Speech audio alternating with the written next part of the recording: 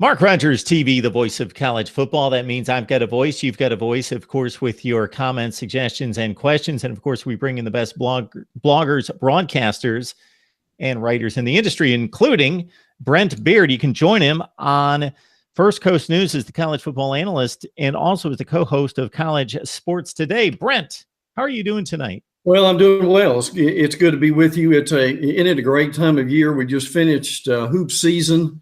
We've got the Masters going on, but the main thing we're interested in would be probably Arkansas, Ole Miss, and Auburn in those spring games that are coming up this weekend.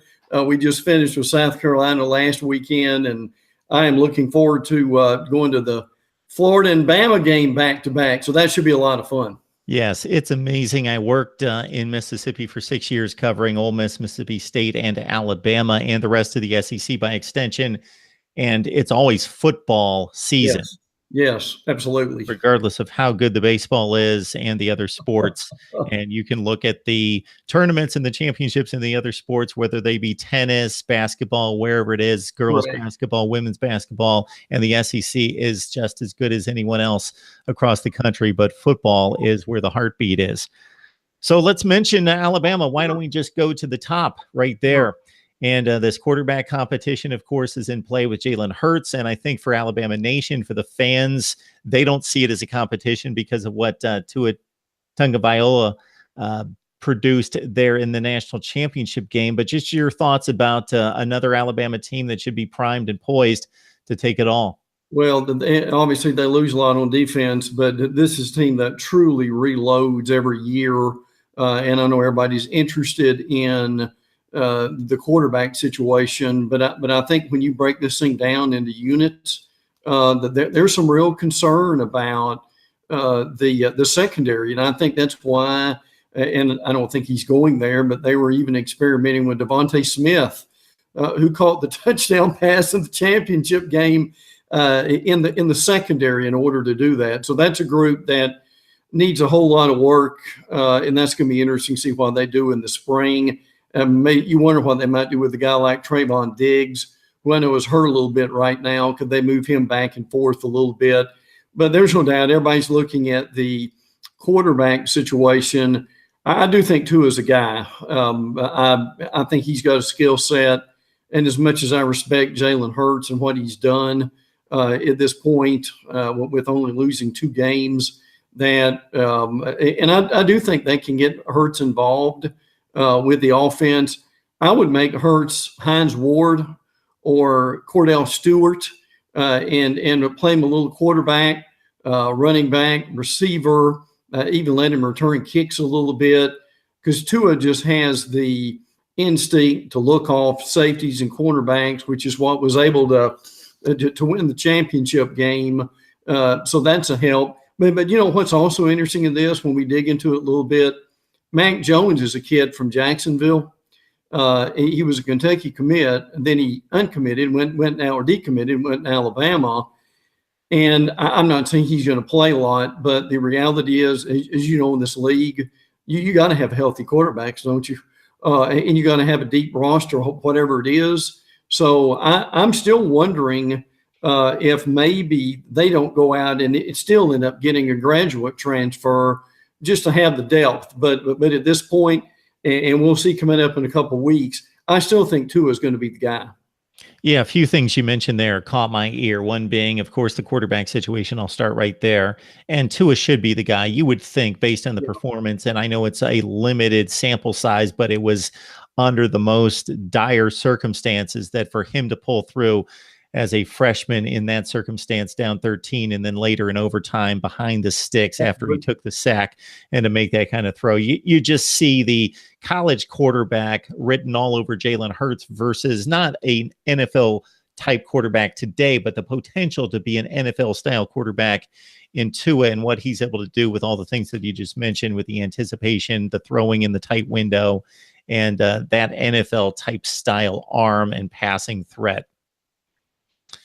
Absolutely. And in the thing that Tua can do that a lot of guys can't do is he can throw guys open. I covered the Alabama-Tennessee game last year, and there were a couple of plays where he was able with his feet to delay in order for his receivers to get open probably 30, 40 yards down the field, threaded the needle. Now, the most incredible thing, and you probably remember this, you remember the Vanderbilt game when he basically, how would you describe that? I mean, it was almost like he immediately turned sideways and was able to deliver the ball on the money. I mean, the reality is, how many guys that we cover during the fall can do that?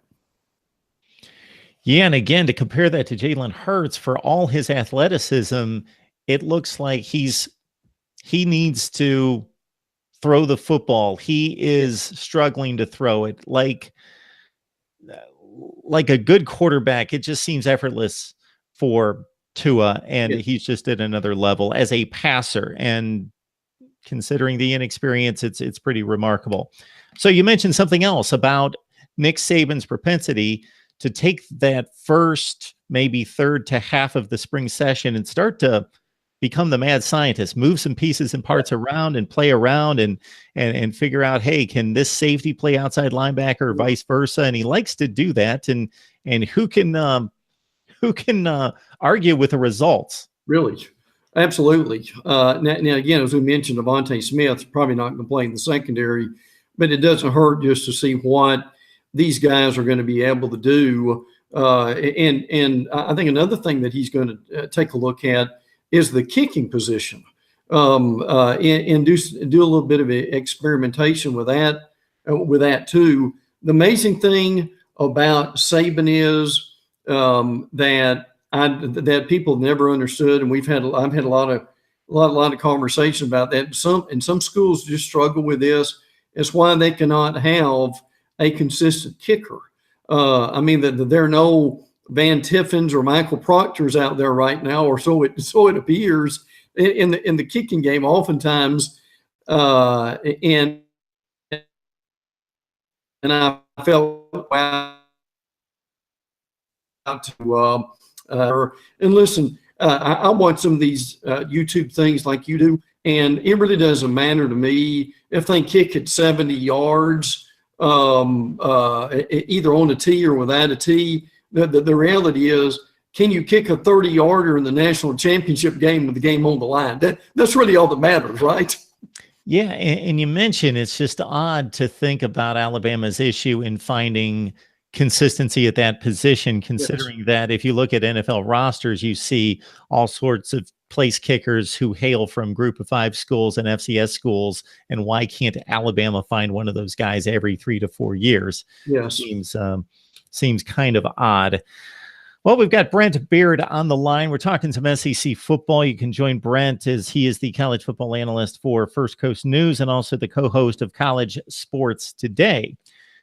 So, Brent, you mentioned going to the Florida spring game coming up here in just about 10 days.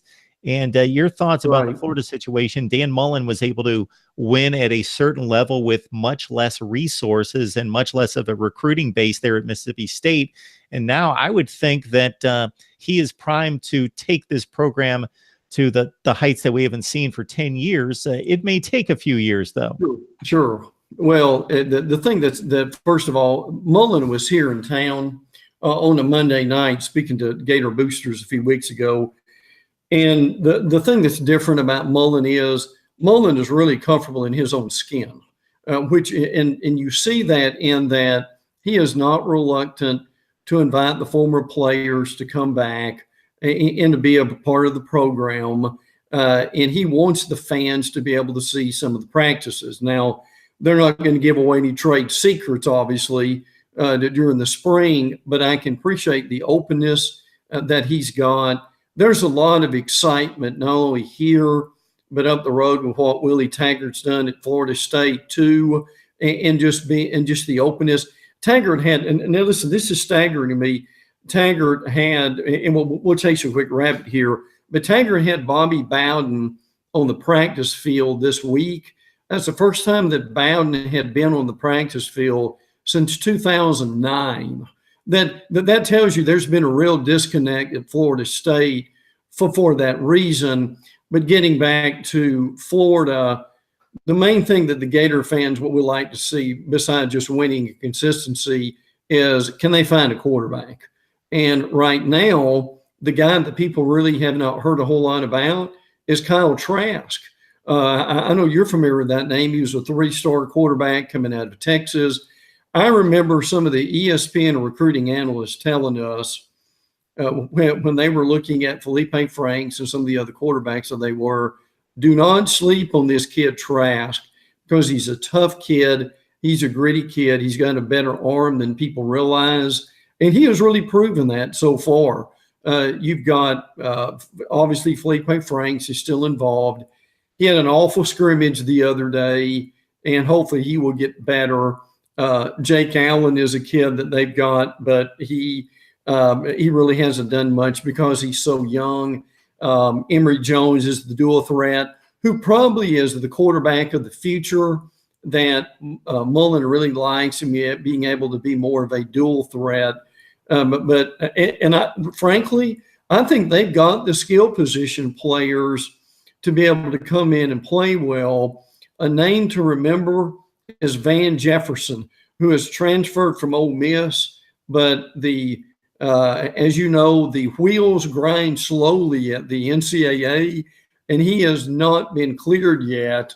As a matter of fact, Shea Patterson hadn't been cleared yet either, and he's up in Michigan and waiting for that. Hopefully that will happen. But Van Jefferson caught like 87 passes in 2 years at Ole Miss. And the guys we've talked to who cover Florida have said that he's the best receiver on the field. So now they had a Grimes kid that transferred from Ohio State, but I think he'll probably end up having to sit out a year before he plays. But, I mean, they've still got Tyree Cleveland and the Hammond kid and some guys like that. I think they're going to use the tight ends more. But there is probably more excitement right now that we see in this state for both that they'll probably. I also have some observers tell me that Van Jefferson is the best looking wide receiver in a Florida uniform that they've seen since Antonio Callaway. Yes. A few years ago, who caught some big passes, in particular against Tennessee, of course. We got Brent Beard on the line. He covers SEC football and athletics across the board, Florida State, also with First Coast News. He's a college football analyst right there, and you can catch him as co-host of College Sports Today. So before we move on, Brent, let us know in regards to your two platforms right there, where we can find that and how long you've been at it. Well, I've been writing since the early 90s and have been doing sports radio since that time. Also here in Jacksonville, it's certainly a labor of love, but like everybody else, we're discovering the podcast. We're all discovering YouTube and things of that nature. I've been doing a Saturday morning show with Terry Norvell, who is well known around here, doing TV and radio, and we're going to be looking at doing a podcast on a regular basis. I've also got a Twitter feed at Brent Beard, Beard. And I think one of the things that I've done for years since I've had the Twitter feed is just to be able to update several times during the day what's going on in college football and college basketball. The thing I'd like for folks to be able to do is go on that Twitter feed and just look at, I can't look everything up all the time. Give me some highlights about what's happened during the day.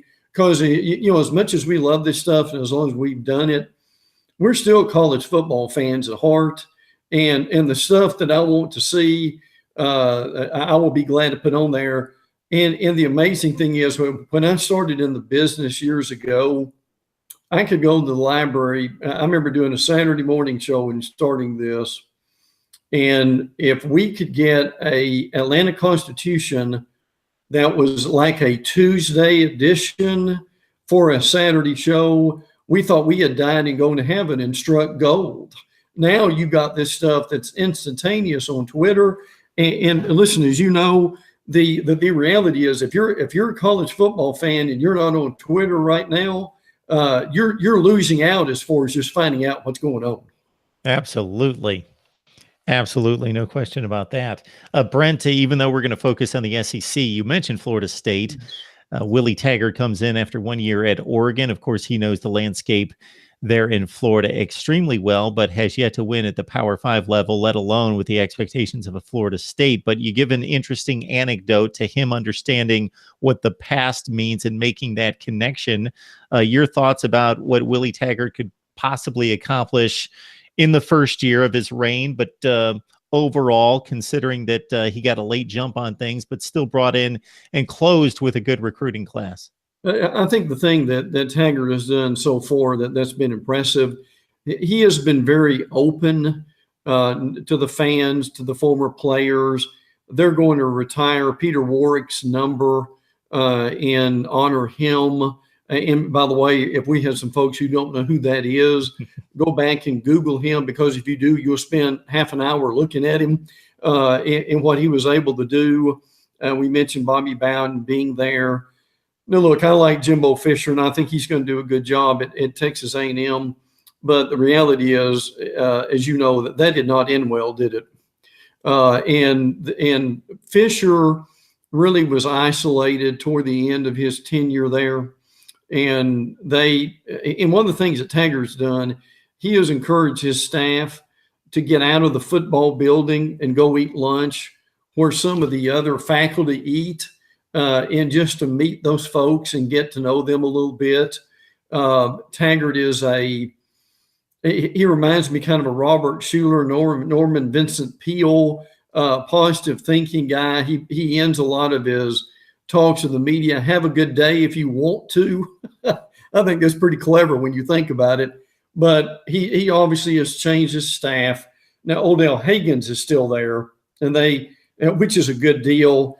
He's going to be going into their Hall of Fame, and he richly deserves it. He's been there several decades.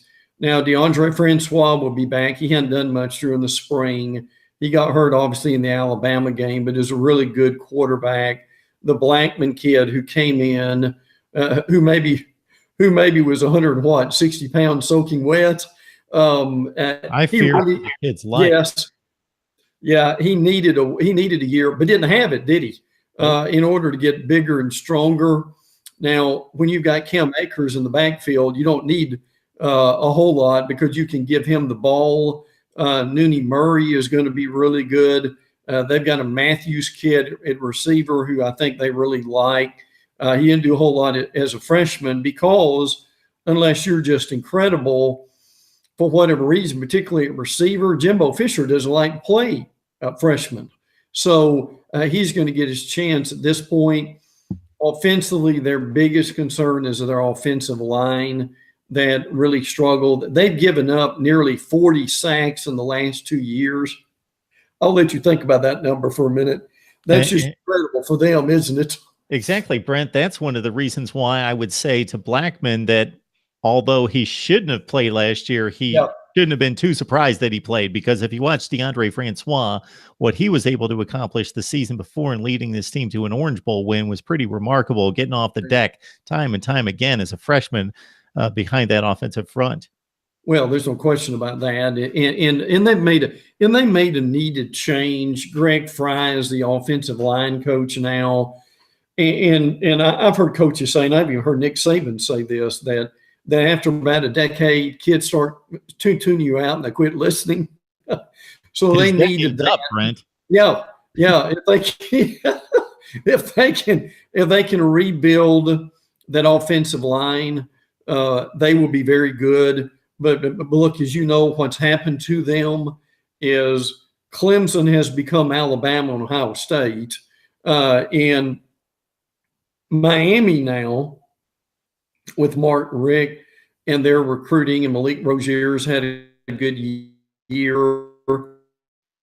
Them at running back, they've got three of the better linebackers with this Shaq Quarterman kid that I've seen. So the reality is Florida State used to run roughshod over everybody, and because of the way the league's configured now, and Justin Fuente, who I love, that came from Memphis to Virginia Tech, they're going to be a powerhouse. So listen, this is a situation that Taggart knows this.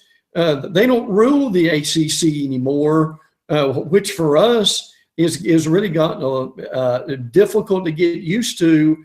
but that's the cycle of college football, is it not? Yeah, they even have some pesky teams in their own division, like NC They State, really do. Louisville, and Wake Forest, giving them problems. So Florida State certainly has some ground to make up, but of course they have the recruiting base exactly where you're sitting that supplies Miami, Florida, and Florida State, as well as about half the nation, it seems. Yeah, I know really. I saw statistics over the last 3 years that between California, Texas, and Florida, you're looking at 40% of the Power Five and Division One or FBS players supplied by those three states.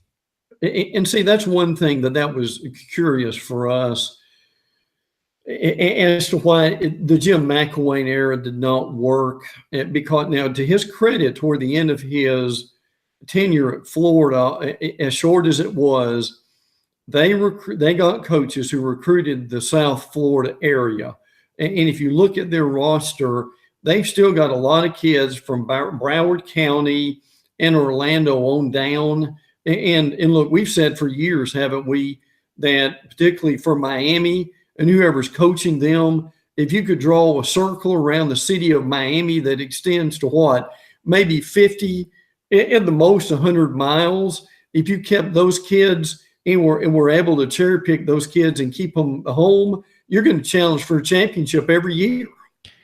Exactly right. So I've got a number of Miami contributors that come on, and I've heard numbers that you take your standard recruiting class for any college football program, you're going to sign 22, 23 players. Well, if you do exactly what Brent is saying, and you go a certain radius outside of the Miami limits, you can look at like 40 or 45 4 and 5 stars, and so you only need to sign about a third of them, and you've got about 17 or 18 right there, and you're in good shape to have one of the top 10 recruiting classes in the nation.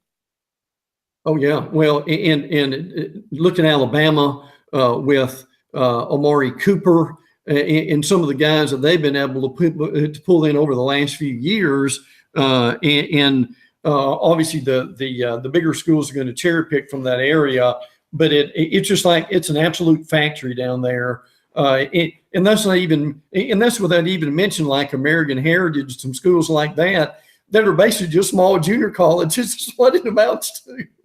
I think as we talk about recruiting in this last cycle, Brent, the most startling fact for me is that American Heritage High School had not just the number one cornerback in the nation, but lining up on the opposite side of the field, the number 2 cornerback in the nation, the top 2 cornerbacks coming from the same high school. Yeah, that's crazy. Yeah.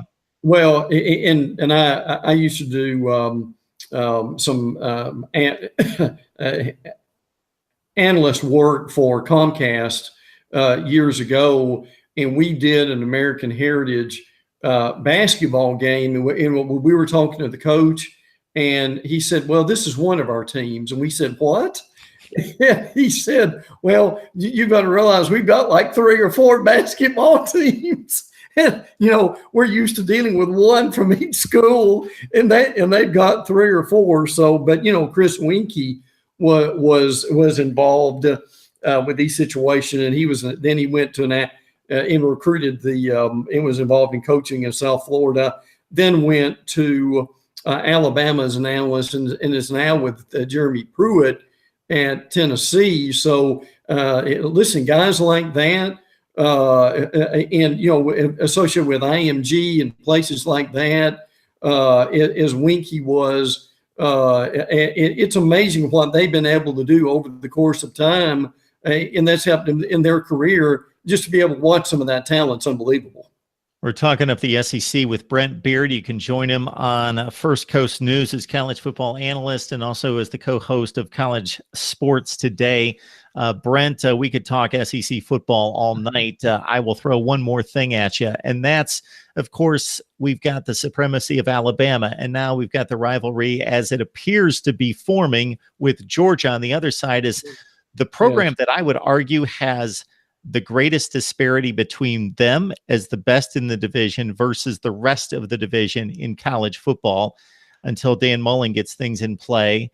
So for you, is there a sleeper out there? Is it Will Muschamp continuing to get more and more wins out of this South Carolina program from 3 to 6 to 9 to whoever, or is it Joe Moorhead, Mississippi State? A lot of people like them. Is there a possible sleeper out there for you? Yeah, and I do like Moorhead's team. I mean, they've got 17 starters coming back, and obviously in Fitzgerald, one of the best quarterbacks who is out there at that point. But I'm going to say probably at this point that if you're looking at the East, I would say right now until Florida gets their quarterback situation settled, then I might go with South Carolina with Jake Bentley and the job that they've done.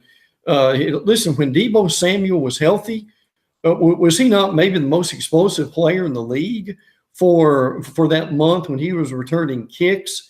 They've got to get Rick O'Donnell back if they can do that at running back. That's going to help them too. It's a shame, but it's not, that Will really had to cut his teeth on Florida instead of doing it at, say, a Colorado State like Mike Bobo is doing now, or in a situation like that. But he has matured, and I give him a lot of credit for that. And if they continue to be in the upper echelon of the league and winning 9 to 10 games a year, as they may be able to do, they'll put a statue of him by the caboose in Columbia within a short period of time with that. But I'll also say if Florida is able to do well at quarterback, with Jordan Scarlett coming back, with the receivers that we mentioned, CeCe Jefferson comes back on that defensive line, I won't be at all shocked if they're able to make a lot of noise too. But you're right. What Kirby has done at Georgia is just absolutely unbelievable. And I noticed when a lot of those assistant coaches got raises, one of the guys that I thought they should have doubled his pay was Sam Pittman, who was at Arkansas before he came to Georgia. Could you argue that Pittman maybe did as good a job as any assistant coach? We talked to Georgia beat writers who told us they needed on that field.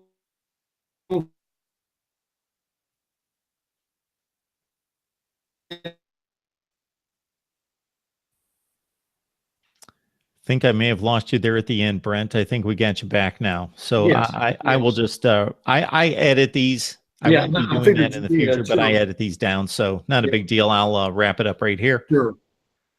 All right, glad to be joined by Brent Beard. You can join him as the college football analyst on First Coast News and also the co-host of College Sports Today. Brent, this is the first time you joined us. Hopefully it won't be the last. Yeah, well, let's not make it the last. I enjoyed it very much, and I'm guessing you and I could probably talk another hour without even trying, correct? Oh, an hour. Sure. I think you might shut up after an hour, and then I would take it from there. Yeah, really. All right, Brent, have a good one. You too. My pleasure. Enjoyed it. Thank you so much.